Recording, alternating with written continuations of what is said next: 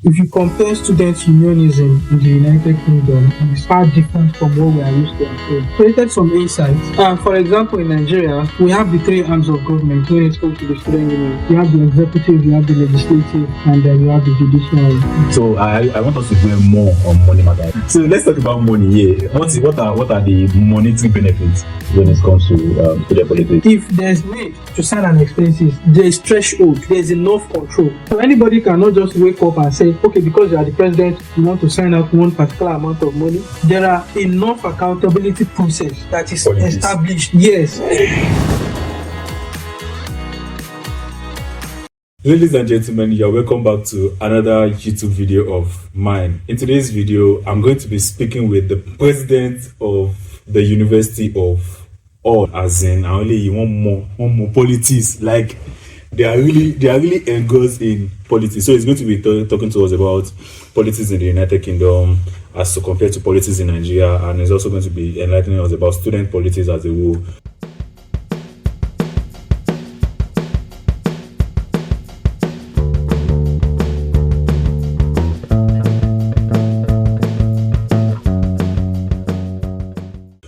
For those of you who are interested or who is interested in something like this, you are surely going to learn a lot of things from him. So let's get to know him first.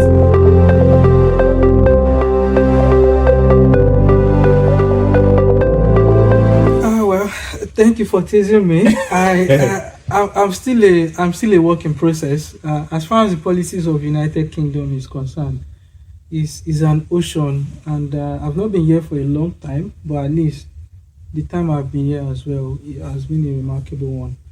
So like I've been introduced, my name is Rajid Destinin. I'm president of Vision and Development for Hull University Student Union. How was it like to be the president of a UK university? Let me put it that way. Well, a lot of things are entailed, because if you compare student unionism in the United Kingdom, is far different from what we are used to at home. Mm-hmm. In Nigeria, student unionism is more of students doing their things and having their way, whichever way they want it. Sometimes there are influence of the university management whereby they want to look into who become who in the union during an election, and there's a lot of ways they do this. But in the United Kingdom, it's far different. It's an established institution, a charity organization that is run like an established company. That's a CEO, that's finance officers, that's HR personnel, they employ people. My union, for example, has an employee of over 250 that are students, that are not inclusive of people that are mainly full-time staffs. If you look at mainly full-time staff, you can be looking at another 20 to 30. So, student union in the UK is far different from what we are used to at home, in all wise. Wait, before I ask the next question, are you involved in student politics in Nigeria? Yeah. And in what capacity? I did student politics in Nigeria from, of course, I would say probably from my primary school. Yeah, because I've engaged in a whole lot of leadership, positions. While I was in primary school, I was head boy. While I was in secondary school, I was head boy. While I was in the university, I joined the student union in my second year. I was a lawmaker for 2 years. So after being the lawmaker, I contested to become president, though it didn't work out for obvious reasons. Then the president that emerged afterwards made me the chief judge. So I served as chief judge. So out of my 4 years in the university, I practically used 3 serving the union. So I'm so used to it.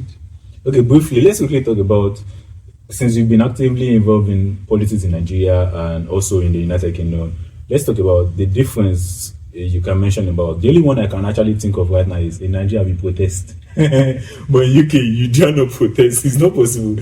So tell us some other obvious.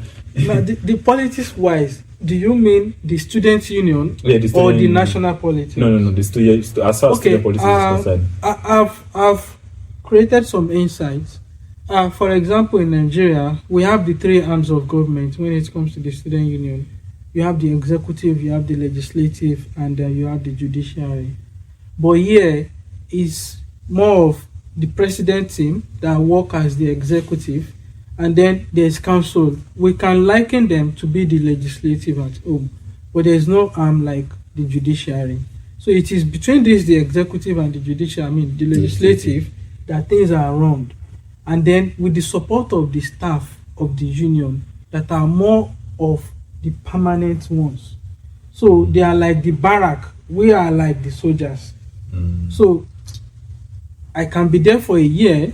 I have opportunity of recontesting, despite the fact that I have graduated. But in my personal, decision, I don't want to recontest again. So the one time is enough for me, and I believe that the marks I've been able to make is enough within the one time. So if I recontest again, that will have been okay, the maximum of it. But staff can be there for 3 years, 5 years, so long as they still wish to keep on the work. So here we have a budget. We run on budget. We have the commercial section that made money. They have revenue that they get. So these are the things that are different from Nigeria. In Nigerian context, the student union depends solely on annual due. Yeah. And then in some instances, when you are able to get 1 or 2 sponsorship, probably from individual or probably from the government, for example, which is in rare occasion, because it's even difficult to get into meet the government, except there is election or there is a protest and the governor is agitated, so they want to talk to you at that time. Less for that, you have to meet with the SA or the SSA on student matters to talk things out, which in most cases you don't always get what you want. But then these are the differences, these are the barriers, which here is totally different. So it's more of a real business, a setup, an institution. So in the UK, Student Union is a charitable organization that is established to serve the interest of the students. Why Nigeria is unlike that? It's more of a mini government in Nigeria that can do whatever they feel they want to do. And nobody question them. Yeah, so. Okay, you talked about budget as far as UK student policy is concerned, and you also elaborate the difference when it comes to money matters. So I want us to dwell more on money matters when it comes to student policies. We know in Nigeria you can pay your dues and then the president will just buy card after handing over or something. Just how it works now. So let's talk about money. Yeah, what are the monetary benefits? Yeah, well, this here you don't serve because you are looking for benefit, like personal benefit, so to say. Of course, while serving, there will be some personal benefit that will come along the way, like your personal development that you get. All these, they come naturally. But talk of money, no, there's nothing like that. In Nigeria, if you're an SUG president, you are the one that signed the budget. Yeah. You are the one that is accessible to the account. You can call the treasurer at any time. You can determine what you spend on and what you don't spend on. But here, like I said, it's structured. There's budget that is prepared. There are people that are in charge of the finance and account and all those like. So it works with budget. Even as president, as president of Union Development, I sign budget here. I sign budget. But there are staff that take charge of all these processes and all. If there's need to sign an expenses, there's threshold. There's enough control. So anybody cannot just wake up and say, okay, because you are the president, you want to sign out one particular amount of money, or because you are president, you want to do this and do that. No.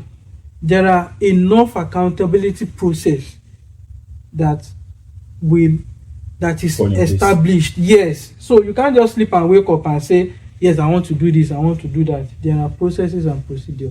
And these are things that are missing over. Of course, the legislative arm in Nigeria, student union policies, they create that check and balance. But in a student union whereby the president and the speaker are friends, it becomes difficult. But in my university, the whole of my 3 years, even as a legislative member, we are always at loggerhead with the president. We are never together. Because at the end of the day, even if we have a speaker that wants to die call, and just be in tune with the president. We are going to let him know that his impeachment is imminent. So before we impeach the president, we will impeach him first. And there's nobody that will hear that will not come back home and restructure the house. So the legislator, they still act as that check and balance, but it's not as comparable as here. So here, there's nothing like monetary benefits, all those things that is done at home. No, there's nothing like that. So let's talk about achievements. Achievements in the student union office. In Nigeria, we always pride in. It's not even in student politics, even our national politics. Once you do something like this, you publicize it. I did this. As in, we pride in whatever we do. Mm-hmm. So let's talk about achievements. What are the things you've done? Things you can mention about it? Might not necessarily be infrastructure, just all-round achievements. Well, when I was contesting, I had my manifesto on about 7 or 8 point agenda, and a lot of people used to ask me that this is not achievable, that you guys are here playing Nigerian politics orientation and all those things. You've come with a lot of agenda. How are you going to achieve it and all those things? So for those that care to listen, for those that are opportune to meet with me, I explain as much as possible. I even went to the extent of giving a more detailed manifesto graphic design, so that even if you don't see me, you are able to see the design. You can be able to tell that yes, this is what this person will be able to do. So when it comes to achievement, I can boldly say that, of course, I have achieved close to 90 or let's say 95% of my aim, because I was able to touch everything I campaigned on. Accommodation, for example, one of the remarkable things I was able to do is to get in touch with Umba Landlords Association, who is a landlord association in this city. I was able to get in touch with them, create an alliance with them, and form a kind of alliance whereby students are not being cheated. Some of the issues I had that students are facing is lack of repair by their landlord. Okay. For example, students that made deposits and are unable to get it back. So those are issues, and I feel that forming an alliance with the landlord association will be able to curb all these things, so that they will call their members to order. Of course, when the alliance was formed, some of the issues were raised at the meeting, and they were the erring agencies were reached out to, and they create clarity that no, it's not like that, or it's like this, or all those kind of trying to exonerate yourself explanations. And afterwards, I'm yet to have such reoccurring complaints again. Then I create an establishment, like form an alliance relationship with the city council as well. There is an environmental team that look into housing standard, ensure that people are not being cheated, and the services that landlord claim or promise to render according to contract are being rendered. So I reach out to them, have discussion with them, because I realize that with the landlord association, they have limits. It's not all house owner or house letting agents that are member of the association. So there is need to reach out to the council, which is more like the government. Nobody can say they are above the government. So with these two in hand, it was easy for me to conquer all those erring landlords. On campus accommodation as well, the same thing was done. We used to have challenges with on-campus accommodation, issue of repair and all those things, and got so inside good this the school, year. Yeah, on campus. Yeah.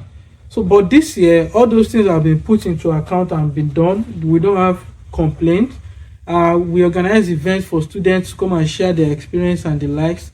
So, students have challenge with contract as well. The advice center of the student union have been able to do a lot of things in this regard. So a lot of challenges that come with accommodation were, resolved from time to time. Sustainability was another huge point for me. I was able to get Bike Up funded by the university, and their funding was increased for next year. This is part of things I found out when I resumed office, and I learned that some of their bikes are old and they need expansion because there is a lot of students that now use their service. Yeah. So I took it up to liaise with the university to get all these things looked into, and there's results. Just yesterday, we were at Taylor Court. This was part of safety complaint that I received, because Taylor Court, you mean? Yes, Taylor Court Okay. is an accommodation. Is an apartment on campus, so to say. So they have security challenges with their bike shed, and I was called by the students, sent an email. So I attended to it, look into the concerns and the complaint, and it was taken up. Yesterday we had the bike shed commissioned, and when I even heard the amount that was expended in getting the bike shed, I was really surprised, because I couldn't have imagined that would have cost that amount of money. But it's a huge investment by the university, because it's part of the university goal to promote sustainability and ensure that there's increased student confidence in using bike on campus. Yeah. And they also feel safe to ensure that they use bike. The old bike shed, when I used to go there and I saw that the locks are cut and all those things, is always very saddening. When this new one was constructed, I saw a very expensive bike of about £1,000. So this wouldn't have been before then. So these are some of the remarkable things. And when it comes to transportation as well, we form an alliance with the city council. We had a forum where they came, they get student feedback. This is in process. We are still following up with them, because we still want to get more survey to have more coverage from students, to have their feedback and be able to make more impact in that regard. When it comes to international student experience, we've been able to establish international cuisine, whereby cuisines for children from Africa, India, and China is not being served or sold on campus. This wasn't the case before. We organized a Lunar New Year event to promote Chinese culture on campus. This was first of its kind. I was also part of the team that engaged with welcoming students to campus. I was at Manchester Airport. Presidents have not done this before. What they are used to is meeting with them on campus when they transport them from Manchester or from Heathrow. Just meet with them. But I want to improve the experience to ensure that they have that home away from home feeling. So I was at the airport to welcome them. So these are some of the remarkable things. And safety and support, which of course is part of the reason whereby we have really achieved a lot. Yeah, you see, these are the things. When you want to do something, you have to put not just your mind to it. You have to put the whole of your body to it. And I'm going to write an article about my handing over. All these things are part of what I will share with it. I shared with the University Council yesterday. We had the University Council yesterday. I shared it there, explaining some of these things. Safety and support. Safety is one of the core agenda. And when I resumed, there was Student Safety Forum that involved the City Council, the police, and other professionals. So we collect feedback from students. Do you have safety concern, either on campus or off campus? So we get all these things together and feed it back. And they process it, look at how to resolve these issues. So I'm glad that we are able to do all these things. It's not easy, because to do this within a span of a year in a foreign land where you are not used to governance and all those things, it comes with a lot of price. But then the most important thing is the lesson and the outcome, which is remarkable. Okay. So now let's talk about your experience governing. You're not just the president of international students, so to say. Sure. You're not just the president of Nigeria. You're not just Sure. African president. Sure. You're the president of the whole university. And the whole university, we have, in fact, most students in university are not even blacks. Yeah. So how is it like governing people that are not of your race? Is there any do you want to to us? Yeah, I understand. This comes under being inclusive and being diverse, being inclusion and diversity, so to say. On campus, we have over 100 nationalities on campus. And being president have been a huge privilege and opportunity. In fact, like I said, the airport pickup, for example, I was able to earn friend from Egypt, friend from Turkey. In fact, I still speak with my friend from Turkey about, I think 2 or 3 days ago, because they won their match. So I had to message him and, hi, hello, how are you? Congratulations on this and that. So it's been a remarkable experience. Of course, meeting with people from different nationality. like I said, I'm not, like you said, rightly said, I'm not president of Nigerians, I'm not president of international students. As I'm doing for international students, I have to do for home students as well. If you look at the bike shed, your nationality or your color does not matter in using the bike shed. Yeah. And I'm not going to be there anytime anybody is there to use it. The most important thing is you have access to use it and you are a resident of that lodge. So you're free to use it. And I've organized series of programs that promote not just local culture, but also international student experience. Like the Chinese Lunar New Year event that I made mention of. Yeah. These are also part of the things that has been done. There are other events that has been organized, like the academic misconduct. Any student can have an academic misconduct.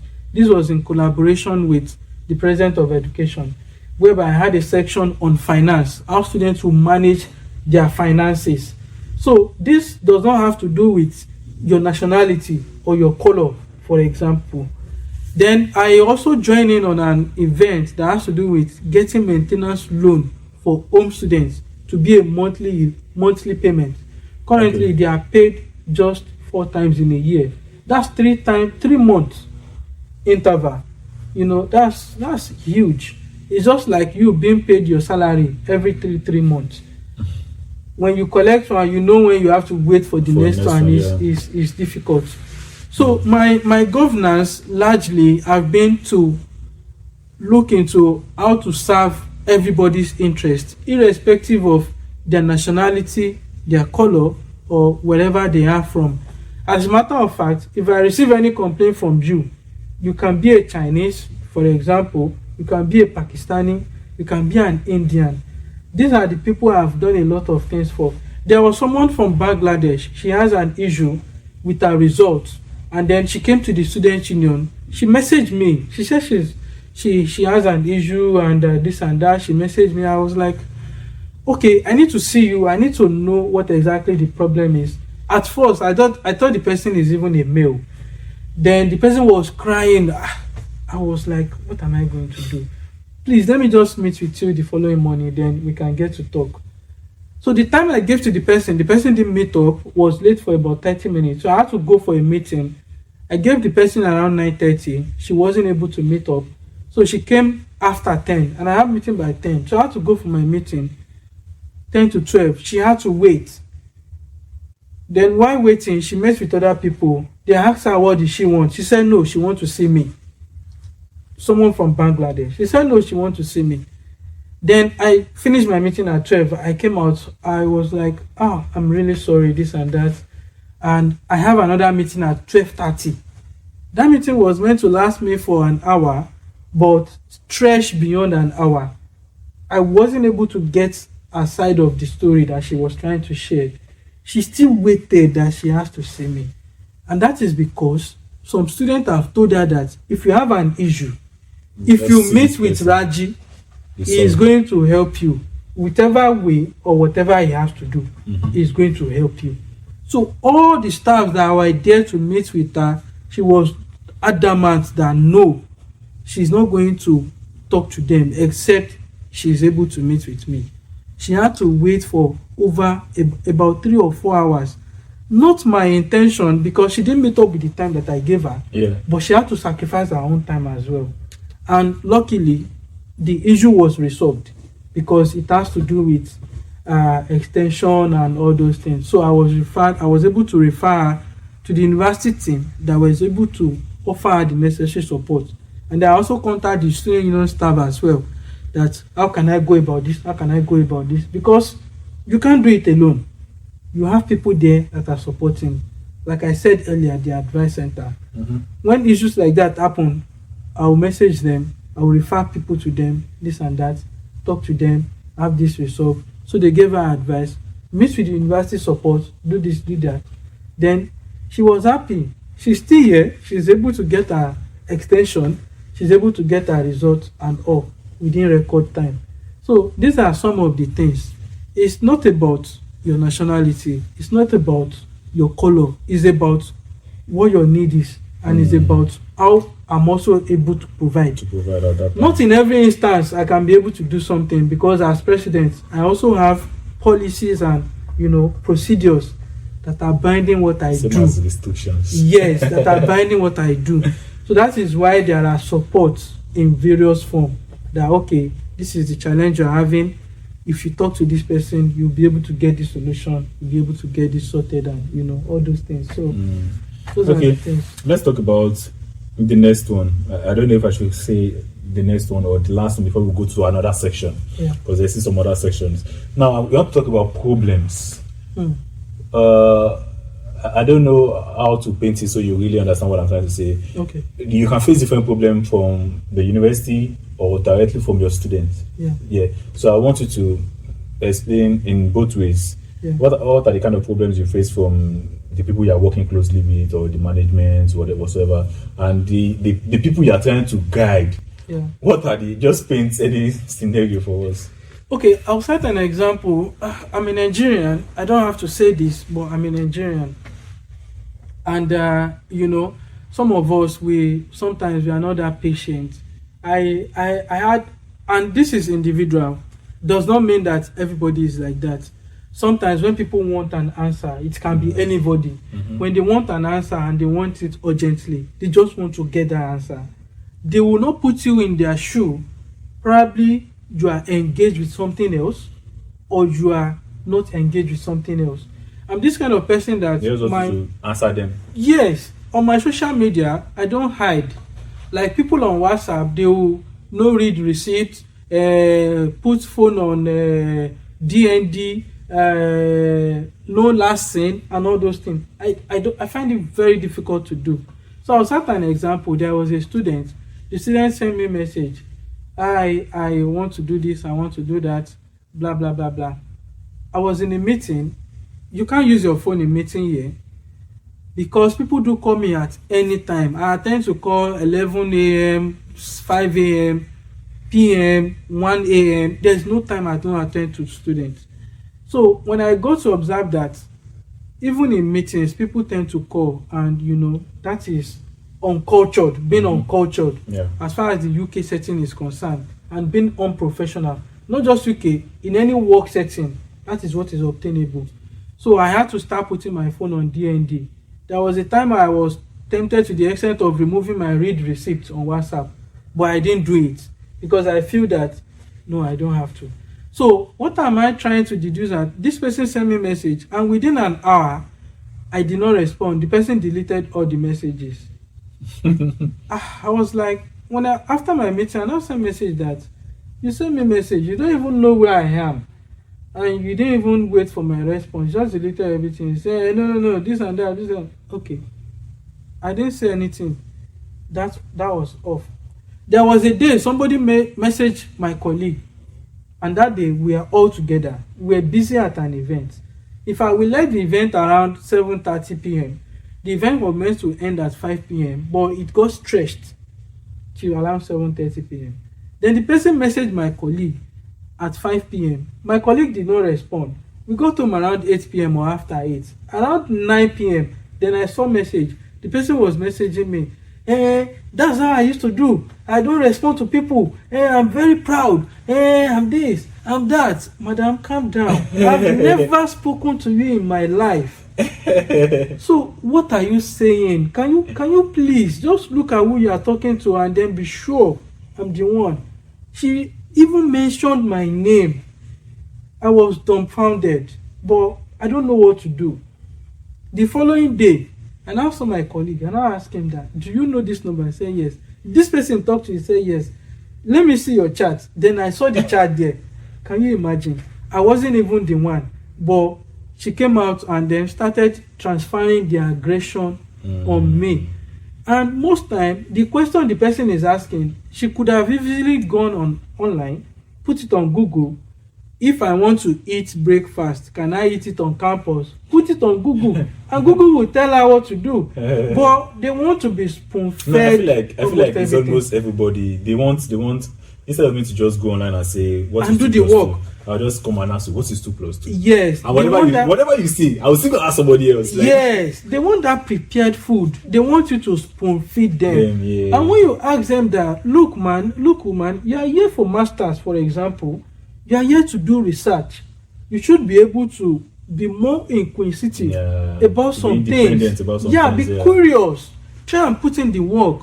It is when you are at the point whereby you can't be able to get it solved, then you can now say, okay, President, please, I want to do this, I want to do that. So these are a lot of challenges you have to manage with students, which in itself is not easy. And of course, you know, the working environment is not working environment you are used to. But the good thing is when there are supportive staffs, they put you through things and you are also asking questions, it becomes easier to cope with the pressure of not just the work but the system. Here as president, you prepare a lot of reports, you write reports, you attend to a lot of emails, and you know all those things, they are part of the things that if you are not really prepared for the job, you don't put your mind, you find very difficult to do. And for me, I like writing from time being, so I didn't find it difficult at a point whereby in a month you prepare around 3 or 4 reports about what you are doing to different kind of people, and you have to defend it. So these are things that could have been a challenge, but because I'm grounded myself, I've prepared myself over time. So it was easier.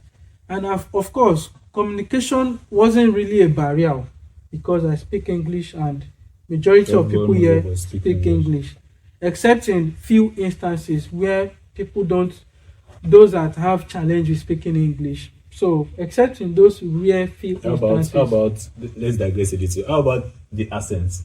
The accents, of course, you know, sometimes even the people that are local, they have some accents from some localities. It's just like a Yoruba person from Nigeria, for example. If an Egba man should speak his local accent, it's going to be different from an Ijebu man. Exactly. An Ijebu man will be different from an Ijesha. Even within Ijesha, which is in Ondo State, if someone from some areas are speaking, they might find it difficult to understand. So it's just everywhere. So, but the accent, of course, sometimes you struggle with some people. But then one of the things is you have to be very attentive so that you don't get it mixed up. And when you don't understand something, there's nothing bad in you asking that, please, what you just said, I don't understand. Can you just please repeat what you just said? So they won't take offense in it because they know that you don't understand. So these are some of the things that, you know, make it easy to manage and, you know, as make it very remarkable. And most of the time as well, let's say in a meeting, for example, you have the papers already, you will have read it, and when the person is making presentation, it's easier for you to link what the person is saying to what has been written down because you are saying it yourself. So in those instances, a lot of things are manageable. So all right, so he has really said a lot when it comes to student politics, and I hope you've really learned a lot, and you've actually put yourself in his position to actually see some of the struggles he has been facing as a president. Now we are going to go to the section 2. Now the section 2 is what I'm going to be incurring in my video from henceforth. For everybody I'm going to be interviewing, I'm going to tell them to share with me their shege story. Yeah, that's what I'm going to call the title of the session. Shege story. Like I believe everybody in life has faced one difficulty at a particular point in time. And everybody has a story to tell. Everybody has a suffering story, a shege story to tell. So it's going to be telling us what he has faced. It might not necessarily be, though I want you to talk about the shege story in UK, but if there is none, you can tell us elsewhere, not necessarily UK. Just tell us one of your shege story, one of the suffering you've ever encountered, none of the hardship you've ever encountered, and the situations around it, blah blah blah. It's more like a story about yourself. Shege story. If it's shege story, boku well. Okay, let me start from UK, and you know, international students. Most of us that are, you know, from that are from places like Nigeria, Pakistani, India, and the likes, we come with different experiences, and you know, there's this high enthusiasm that you want to learn about how the system work here, because it's part of what will make you the work environment. You want to get the the knowledge of how the working system is. Mhm. So when you come in, despite that you come in with, your resources and all those things, you want to have that local experience. Sometimes you do different kind of job. So myself is not an exception. When I arrived, I didn't work for first 2 months. First 2 months. Yeah, I didn't work at all. So How there you able was to pay your house rent? Okay, just continue. yeah. I have my resources. Okay. So, but the good thing then is that the bank is still even helping with From A. Form A and all Okay, those things. So okay. it makes it easier. The only challenge you can have is the time for you to get the money converted. Let for the time, there's really no problem. So, and I came in with some money, so I was good. So I didn't get job and I'm just okay. But there was one good day I saw an application or a job pop up, like a cleaning job pop up. So I just applied Register. and put it up, and then the agency called me. The agent called me. They said this and that, did interview. Then I went to their office and then they gave me the job. So when I started the job, it's a cleaning job and it was close to my house. I don't have reason to go far. But there was one fateful day that I have to go to another branch of the company we are working for. And it's about 25 minutes cycle from my house. And it was even on a Sunday that there is no bus. And if you want to use a taxi, that means like an hour walk. Mm-hmm. The walk in itself is so much longer. I think it's about 8 or 10 hours. So I just decided to cycle and then go with my cycle. On the way, I got to a point whereby the road is not smooth. There was a bit of a slope. So I just rode as somersault with my bicycle. So it was very sharp. On the road or I swear, on the the road, yes. It was very sharp. What time during the day was it? It was very early, around 6:30 a.m. you are So lucky. there's nobody there. It was just within 10 seconds. I just see myself moving like this in the air, and I hear my back on the ground. By the time I stand up, look front, look back, nothing. Look at my bicycle. Carry your bike again. The tire have punctured. Oh. And I was still about 15 or 10 minutes cycle away. So if you have to cycle 15 or 10 minutes, that That's means like that 1 where you hour- are going 1 hour should be walk. about 30 minutes plus walk. So I had to stand up, take the bicycle, and then start running so that I can meet up with time. I was getting late. I managed myself to at least get there. And it's a funny experience, but then these are part of the things that you experience. Yeah. If you ask a lot of other people, those that work in factory, for example, they have a lot of things they can talk about. So I think that's why most people always encourage people to get a car in the UK. yeah, for me, I don't have reason to get a car. When I was in Nigeria, I had like about 3 or 4 cars before leaving Nigeria. So having a car or not having a car does not freak me. You understand? And I don't have reason to go to places that I need car. From my house to the university, it's just about 20 minutes walk, about 5 minutes cycle. So I don't have reason to own a car because you put into consideration other expenses. The tax is there. You might have to be paying huge money for tax, which is going to be monthly, or if you pay it off, that will be annual. Insurance is there as well. If you pay it off, that will be annual or monthly. And then maintenance of the car. So if I don't have reason for the car to give me money, why should I now be using it? I don't have anybody I want to impress. Even till today, I'm yet to buy a car in the UK. If I have a need for it, I will go for it. I'll find a means. Oh, so it's all about necessity. So it should be a necessity. There's nobody you want to impress. Sure. There's no Nobody peer will see you pressure. from UK. Those Nobody are the will see you. things. Though there are some people that are allowing peer pressure to dictate their life. I'm not that kind of person. I don't do things because I want to impress anybody. No, I don't live like that. So these are the things that people have to learn and come up with. Then in Nigeria, when I was in Nigeria, I worked in Lagos. I'm an accountant. I work in Lekki. So that time I have Uber business. So I used to do side hustle. Okay. Maybe very early in the morning when I'm leaving my house, because I stay in Nigeria. When I'm leaving my house, I need somebody to carry me out that will pay for my fueling, so I will be on the job. And then maybe late at night, I want to go back home, or I want to do one or two jama. But the job come with a lot of how will I put it, different experiences, so to say. You see someone that they want to use their last card to order maybe 500 ride, and they'll be ordering you around anywhere, anyhow. Oga, come here, Oga, back there, Oga, sit down, Oga. Me that I just left office, the moment I leave office, I remove my tie, remove my shirt, I turn myself to driver mode, so that nobody will see me and be saying, Oga, why are you using tie to do this job, this and that, all those kind of things. But people can be very rude. So there's a lot of experiences that comes with the job, and all those things. So there's different shege. There's shege pro max here and there. Yeah. Is it the one that you go to job that you miss your boss, or you miss your way? There was a day I was trying to catch up with a train, and the train is leaving in about 3 minutes. I was waiting for bus about 20 or 30 minutes. The bus was late. So by the time the bus will drop me, I have just 3 minutes to run to the train. And if I don't meet up, the train is gone. That is an hour lost. Yeah. So those are the things. What about underground in London?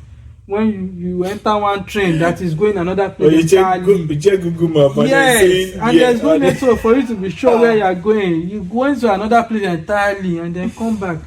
So there is different experiences. If you ask anybody, they will have a lot of things to tell I feel like for everybody in the United Kingdom, they face one difficulty or the other, and they all have a story to tell as regards that. Yeah. So let's quickly go to the next one. Now, the next one is going to what I'm going to be calling a success story. So you're going to tell us one thing you've embarked on and it came out successful. It's in two ways anyway. You're going to tell us a success story and a failure story. I feel like the best place to learn from is from failure story.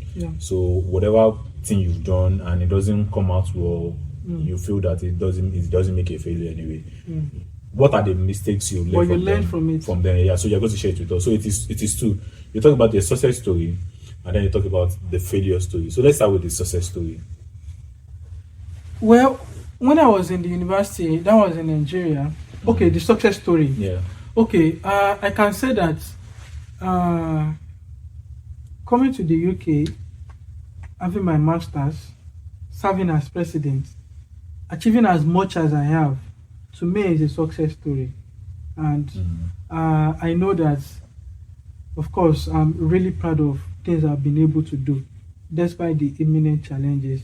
If I have looked at my background, I might not have been able to do any of this.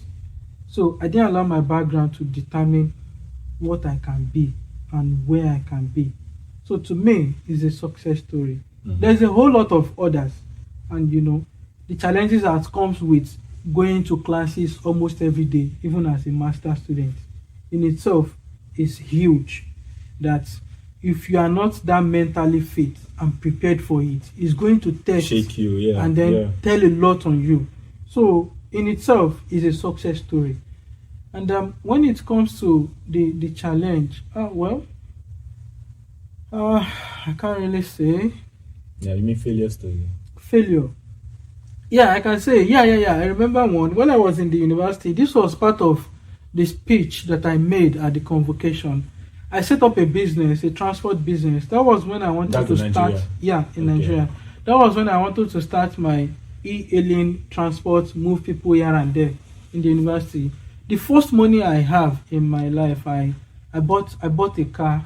I bought a car in 2013. I bought the car at 250. That was in 2013. 250,000 in dollars is a huge money at that time. So I bought the car, put it into a business, taxi business, gave it to someone, and then use it for me to bring money. I can tell you that rather than bringing money, I'm the one spending money to repair the car, because almost every day I got to know a lot of parts on car, that is shaft that is spoiled today, is the tire that is not working tomorrow, is the shock absorber, is the dashboard something. So there's nothing I don't hear that gets spoiled in the car. So I sold the car, it failed.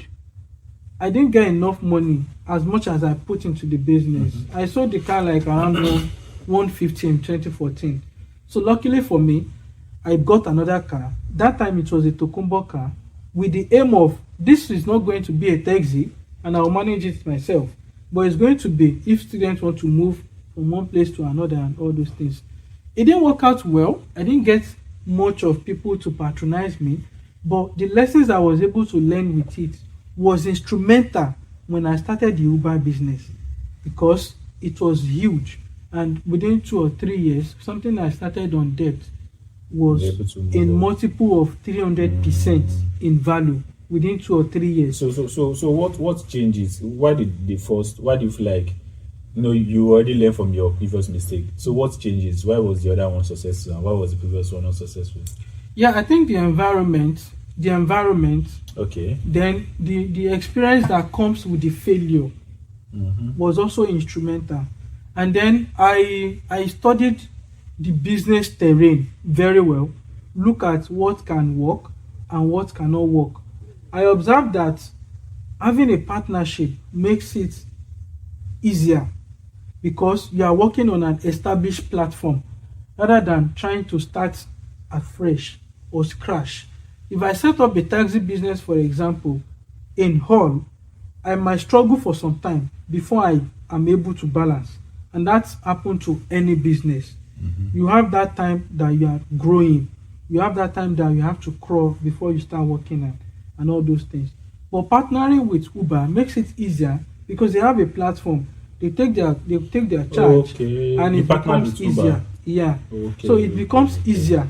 So the failures that I had with the previous business was instrumental in looking at alternative means that I can easily get things done. And being an Uber person does not mean that you are working for Uber.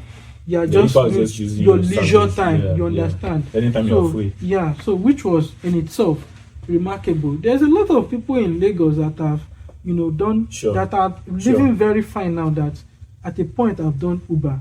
I met with a lot of people, a lot of celebrities in Lagos. So, but Uber is not a trash business like that. So no, it's a very cool. It's not. A lot of people do it here in UK. Drive, and everything. Yeah. So, It depends on perspective. When people see you doing Uber, for example, they tend to think is a driver, and they don't know what you are worth. They don't know what you do aside from that job. There are people that they just want to have that time to move around, to see people, or to just render the service to while away time. You understand? There are also that category of people.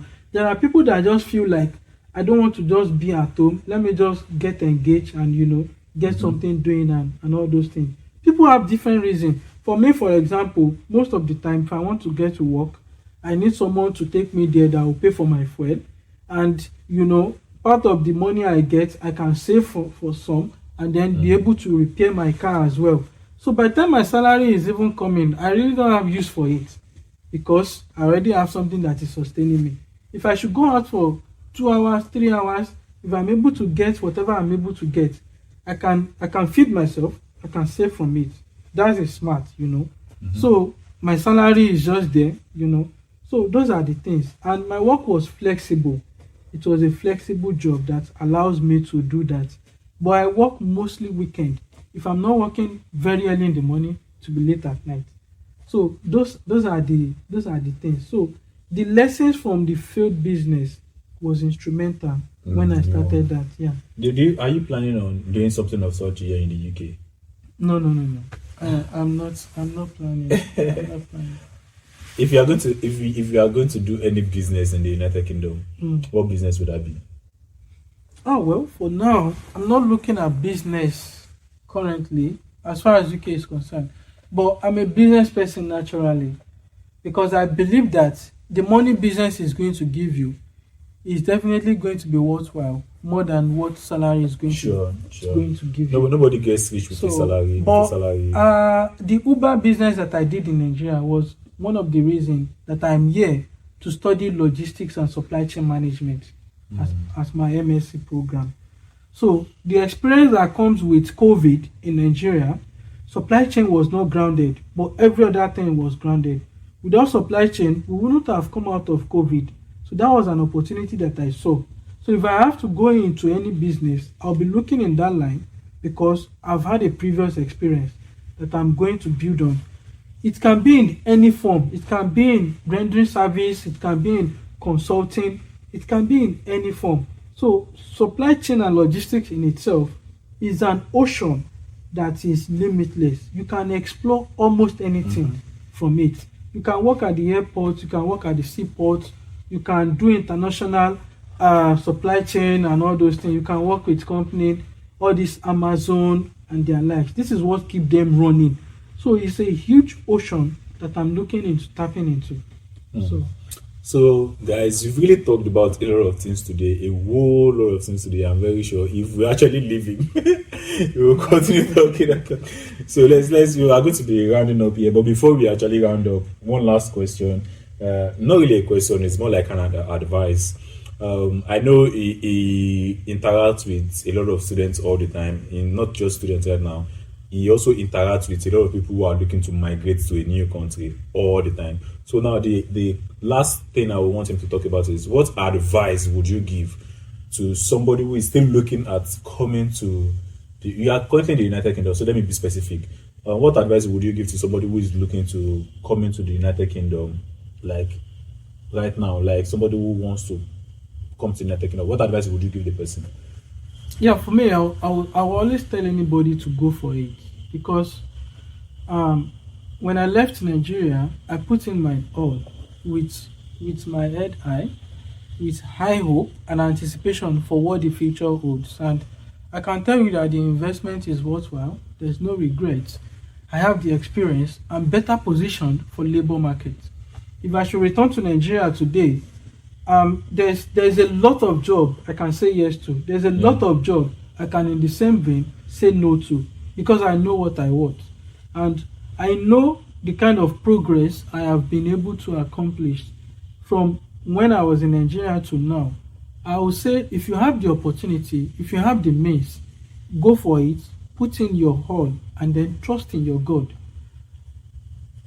It doesn't necessarily have to be UK. You can go to Canada, you can go to the United States, you can go to Australia, New Zealand, Portugal. Just make sure that you do it rightly and legally, so that you don't get there and get frustrated and get tired of the whole process. It can be so depressing. So it can be very depressing. That is the word. Do it rightly and do it legally, so that you can have that peace of mind, and you can also be proud that you make that step. So anybody that have the means, I will always advise, go for it. It's no longer cheap as it used to be, and this was the same way it wasn't when I was coming. I spoke to one of my friends in Germany. He said when he was living in Nigeria around 2020 or 2019, between 2019 and 2021, he said he doesn't have to spend more than 3 million to leave Nigeria. And when I was leaving, 10 million was not even enough. That was not to pay all my fees. I still have balance that I've put up for the bank to settle. So 10 million was not enough. And in today's Nigerian naira, if you want to talk about leaving the country, as an individual, you have to be looking at 15 million to about 25 million. Even depending on where you're coming to. Depending on where you're coming to. And if you're going to a country like Canada, you'll be looking at 40 million. So it is that much. Even the 25 million will not be enough to resolve your school and all those things, because there will be other costs that is attached. So those are the things. The best time is now. If you don't go for it now that you have the means, you might never be able to. If I have not left Nigeria when I did, I'm not sure I can be able to now, because everything have doubled. Of course, I'll be increasing in my earning as well, but I just don't know how it will add up. So the best time is always now. If you have the means, please go for it. And always look back to ensure that you create a means whereby you want to add value back to that country. For me, for example, I have things I'm doing back home, and I have my plans already of how I want to transition back to Nigeria. I'm not an international person, there's no doubt, and you can't take that away. No matter how Your much country is of your time, country. yeah, no matter how much of time I spend abroad, I will always still be back to Nigeria, and then it might be dash in, dash out, that sort of thing. I think the main idea is just all about coming here to get the knowledge, Yeah, and then using the knowledge you get Yeah, to yeah, improve your own yeah, country. If your yeah. country is good, yeah. then it's going to help the world at large. Of course, of course, yeah. of course. So these are the things. It has to always be that you must be able to say that yes, this is what I intend to do. Give back home and all those things. So if you have the means, please, why not go for it?